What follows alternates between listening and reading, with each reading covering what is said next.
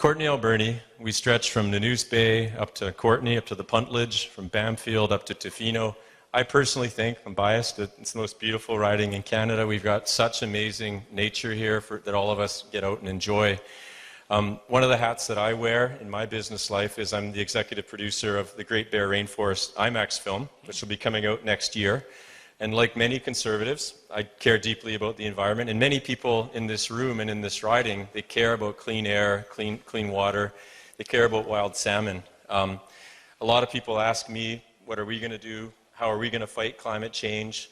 These are issues we all want to deal with, and I would just love to get your thoughts on how our party is going to fight climate change.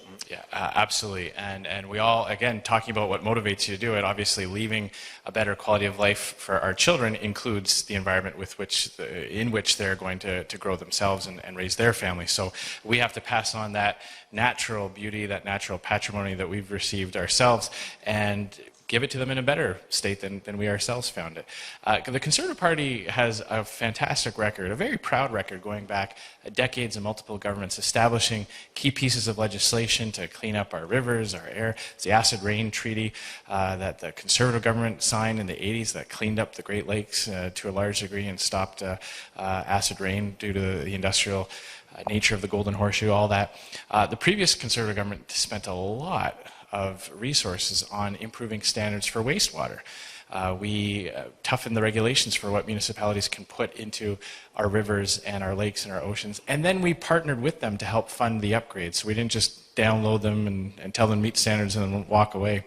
Not going to come as a surprise, we are going to repeal the carbon tax. The federal carbon tax will be job one.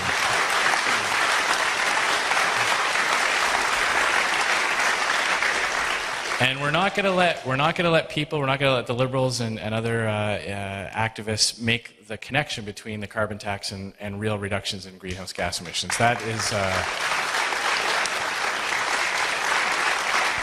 is what they want people to believe. They want to believe that if we somehow do this, it'll reduce emissions in a meaningful way without affecting the economy. That is nonsense. We're currently working on our plan that will not include a carbon tax. It will include incentivizing individuals and businesses to reduce emissions by offering incentives. We can actually attract investment to Canada to take advantage of a more competitive environment, business environment that's linked to reductions in greenhouse gas emissions. And I'll use an example for you.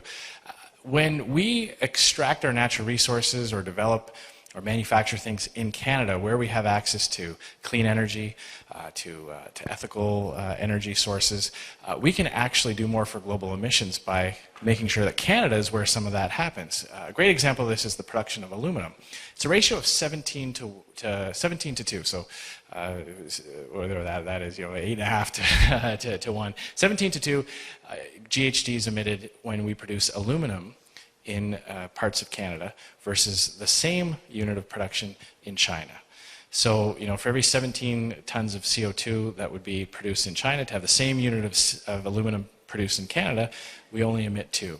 So there's an example of how we could reduce global emissions if we had more Canadian production of certain items, and we can be proud of that.